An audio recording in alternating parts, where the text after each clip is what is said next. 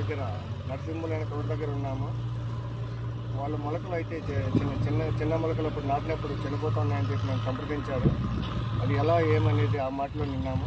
నమస్తే అమ్మా, ఇది నాటి ఎన్ని రోజులు అయింది, స్టార్టింగ్ ఏం ప్రాబ్లం వచ్చా ఒకసారి చెప్పండి అమ్మా. ఈ నాటి 4 రోజులకు మొలకలు చనిపోతూ ఉన్నాయి. చనిపోతా ఉన్నాక మళ్ళీ సుఖీలో తగ్గిపోయినాము.